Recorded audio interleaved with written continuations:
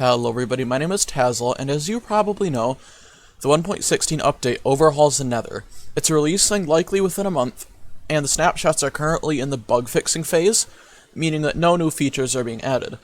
So I think that means that it's pretty safe for me to make this video, which, as you've probably guessed by the title, an outline of everything being added by 1.16.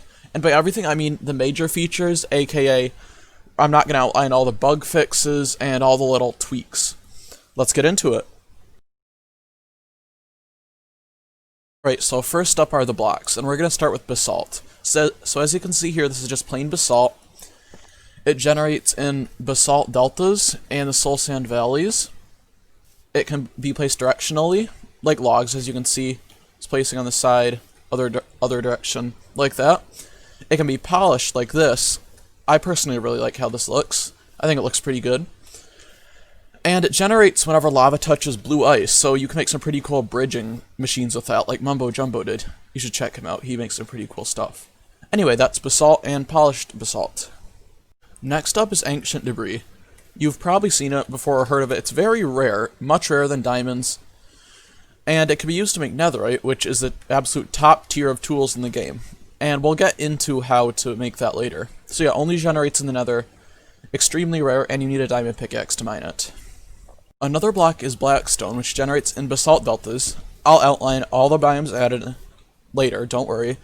And this one has a lot of different types. Pressure plates, walls, chiseled walls, brick chiseled walls, something like that. Buttons, and this is like, yeah, gilded blackstone, slabs, chiseled slabs. There's tons and tons of different things you can do with blackstone. A very versatile material. And another cool thing you can do with blackstone is you can use it in place of cobblestone for making furnaces and stone tools. The block of netherite, very, very hard to get considering how rare ancient debris is already. Crafted with 9 netherite ingots, you can use it for a beacon base, although you'd be about crazy to try. It just takes so much grinding. It floats on lava, as the other netherite does, but more on that later. And has the same blast resistance as obsidian, but you can, however, move it with pistons. The chain generates in bastion remnants. It can be placed down like this. You can use it for some pretty cool building things, like you can hang lanterns from them, among other things. And you craft it with an iron ingot and 2 iron nuggets, like so. And no, before you ask, you cannot make chain armor out of chains, unfortunately. There are also a couple new types of nether bricks. The chiseled nether bricks and the cracked nether bricks, obtained with 2 nether brick slabs and by smelting a piece of nether bricks, respectively. Crying obsidian looks like this. It can be used to craft respawn anchors, like so, which is another block in the nether that you can charge with glowstone, and it will set your respawn point in the nether, so you don't have to blow yourself up with a bed. I can't speak today. But don't overcharge, or that will happen. And as you can see, this obsidian block did not blow up, or the crying obsidian, because it has the same blast resistance as obsidian. So there you have it, the respawn anchor and crying obsidian. Crying obsidian looks like this. It can be used to craft respawn anchors, like so, which is another block in the nether that you can charge with glowstone, and it will set your respawn point in the nether, so you don't have to blow yourself up with a bed. I can't speak today. But don't overcharge, or that will happen. And as you can see, this obsidian block did not blow up, or the crying obsidian, because it has the same blast resistance as obsidian. So there you have it, the respawn anchor and crying obsidian. Quick note on the gilded blackstone. You only find it in the bastion remnants, and as a chance to drop golden nuggets when you mine it with a pickaxe. And if it doesn't drop nuggets, it's going to drop itself. A lodestone is how you change where a compass points to. Compasses are kind of cool, but they're also fairly useless unless you make your base at the world spawn. So what the lodestone does is first you have to craft it with 8 chiseled stone brick and a netherite ingot. Then you're going to get a lodestone. Right-click on it with a compass, and you get a lodestone compass. And what this will do is it will point back to lodestone as opposed to the world spawn. So that's pretty cool. And also you got country Lode, take me home. Haha. Nether gold ore is pretty much gold ore, but in the nether, except it works a little bit differently. It drops 2 to 6 gold nuggets when you mine it, and also you can mine it with any pickaxe, and it's affected by fortune, and will also give you XP when you mine it, unlike its overworld counterpart. However, if you obtain this block with Silk Touch and smelt it, it will give you a gold ingot, like the normal gold ore. Quartz bricks crafted similarly to stone bricks, with 4 blocks of quartz to make 4 quartz bricks. Soul Campfire is a soul fire campfire. So soul fire is basically blue fire with soul sand, soul soil. This will actually take us right into the soul types of fire. So this is soul campfire, soul fire torch, and soul fire lantern. So this is basically like a lantern, but soul fire, and crafted like a normal lantern, except you use a soul torch instead of a normal torch. And this soul torch is crafted with a soul soil or a soul sand being placed under the stick instead of a coal. Speaking of soul soil, this is soul soil, and what it does is it's kind of like soul sand. It can be used interchangeably in crafting. In most recipes, if not all, I believe, it generates in soul sand valleys. And this is soul fire, looks like fire, but it's blue. And this is soul sand campfire. It's like a normal campfire, but the blue flame. I think it looks pretty cool. And it repels piglins and doesn't give off quite as much light. According to the wiki, you can increase the particle height of this guy with hay bales, but I've never actually seen it work. Quick note on soul soil. As you can see, it doesn't slow you down like soul sand. It's considered a full block, unlike soul sand, and you can use it to summon the wither. The target block. So it looks like a target, and it emits a redstone signal when you hit it with an arrow. The strength of the signal is stronger the closer the arrow is to the middle. So as you can see, the lamp just lit up. And you craft it with 4 redstone dust and a hay bale. Shroomlights. Shroomlights generate in huge fungi, which in turn generates in the crimson and warped forests. More on that later. And these generate in the crimson forests, these generate in the warped forests, which we'll be covering in just a second. They can be used in a composter, both of these. This one grows upwards, and this one grows downwards, as you can see. And they both break instantly. And also, as you might be able to tell, this one emits quite a bit of light. These ones are called weeping vines, and these ones are called twisting vines. And in case I forgot to mention it, you can climb up and down them and break your fall just like the normal Minecraft vines. Now this next one is going to carry us into the biomes.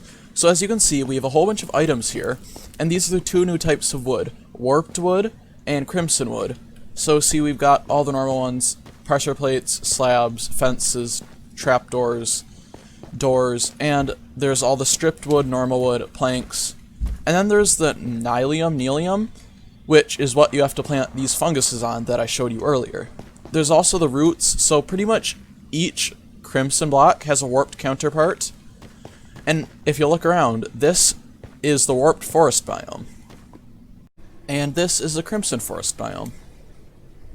Another biome added by 1.16 is the basalt deltas. So as you can see, it's pretty spooky. There's tons of basalt, random lava pools, magma blocks, pretty large blackstone deposits, and magma cubes. Yeah, pretty spooky place, especially with all the particles in the air. Not very fun. The nether wastes looks a lot like just the 1.15 nether. The soul sand valley is basically a big desert made out of soul sand here and soul soil. There's lots of fossils around here, as you can see, and there's big random pillars of basalt. So again, not a very fun place to be. And these biomes can be huge, as you can see here. They are quite big, and see all the fossils. Lots of soul fire, lots of soul sand, lots of soul soil. Yuck. Alright, let's talk about a few structures that generate in the nether. Bastion remnants, otherwise known as piglin bastions, are giant structures. They can be small, but this one's pretty big. Made out of blackstone bricks, and such. As you can see, they are pretty big. They're full of piglins They can have nether wart, they can have chests, they can have gold blocks, which the piglins will get mad at you if you do attempt to steal. But yeah, they're pretty big, they're pretty cool, lots of loot, and lots of piglins. A pretty cool structure is ruined portals. So it's obsidian and crying obsidian. These can generate in the nether and the overworld, and they'll often come with lava, magma blocks, and some loot. Although this chest is empty, that's probably just a generation bug. So yeah, ruined portals are pretty neat. Another couple additions are the nether fossils, which are like overworld fossils, but instead of bone blocks, it's basalt. I was unable to locate one, but it probably isn't that exciting anyway, it's just a fossil. Another thing that's technically a structure are those basalt columns I showcased earlier. So yeah, those are structures added. First up is hoglins. These big ugly things kind of look like ravagers, but they're pigs. They have 40 health points or 20 hearts, they're automatically hostile to players, and they spawn in crimson forests naturally. And they can give you raw pork chops, leather, and there's also baby hoglins as well as the adults. You can breed them with crimson fungi. Not my favorite mob, I must admit. Piglins. We saw some of these earlier in the video. They have 8 hearts or 16 health. They spawn in the crimson forest or nether wastes. They can have a crossbow or a sword, as this guy's a crossbow. The adults are hostile unless you're wearing at least one piece of golden armor. And the babies are passive. You can barter with them as long as they're not angry at you by throwing them a piece of gold, and they will hold it and drop you something random. And the adult piglins will avoid wither skeletons on sight, and they will also avoid the soul, fire, and lanterns, campfires, as showcased earlier in this video. They'll turn into a zombified piglin if you put them in the nether, or the overworld or the end, and I will show you that in a second. If you put a piglin in the overworld, it will become a zombified piglin. More on that later. And if you put a hoglin in the overworld, it will become a zoglin. Now, both of these take some time to change, so I'm just going to spawn them in. And as you can see, they do attack each other, which is a feature. The zombie pigman that we all know and love, maybe not love, but the one that's been around for a while, was changed to this zombified piglin. Looks a little bit different. Function's essentially the same, though. Punch one and they're all going to come after you.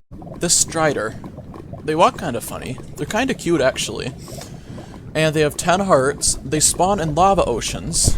But the cool thing you can actually do with these is ride them and use your warp fungus on a stick to control them. See, so you can walk over lava lakes. Pretty cool, isn't it? Aw, they're kind of cute. They're kind of cute. And also they get hurt by rain. If you don't have a saddle, sometimes these guys can spawn with a zombified piglin on top of them, and in that case they'll already have a saddle, so you can just kill the piglin and take the saddle. Speed enchantment is the only enchantment added by 1.16, so as you can see, if we walk on soul sand normally, it's very slow, but if we equip boots enchant to a soul speed 3, yes, it comes in 3 levels, we're extremely fast, although this does take a hit on the durability of your armor the longer you run for. Alright, so for items, this is gonna run into the smithing table, which previously was not functional, but you can do something pretty cool with it now, which I will show you in a second. So first of all, there's the lodestone compass, which you saw earlier, the pig step music disc, which is pretty cool, then all the netherite gear, which as you can see, is better than diamond in terms of durability and damage, and the helmet, the armor, is very similar to diamond, except you get extra knockback resistance, which is kind of a bonus. Anyway, so how you make a netherite ingot is you need to smelt down 4 pieces of ancient debris found in the nether, and combine the 4 pieces of gold. I believe this is shapeless. Yeah, this is shapeless. And that will make you 1 netherite ingot. So what you do with this is you don't craft it in like an armor pattern, like other materials. What you do is you take a piece of diamond armor or a tool in a smithing table, give it a netherite ingot, and that will make your netherite gear. So yep, that is about the extent of the items. There's also the warped fungus on a stick, which you did see earlier, and there's a banner pattern and spawn eggs too, but yeah. Those are the items. Oh, forgot to mention, netherite tools don't burn in lava. an added bonus are 11 new advancements. Also, hoes will now go faster than any other tool when you're breaking leaves, among other things, so see? It tears right through them. So this might justify a diamond hoe. Or even a netherite one, but probably not. One more thing that 1.16 does is break the AFK fish farms and 0 tick farms, so don't try to make those, because you will be disappointed. So all in all, the Nether update makes Nether more immersive, and generally more fun to be in, although it's still very dangerous. If I forgot something small, please let me know, but I think I covered just about everything. I hope you learned something. Goodbye.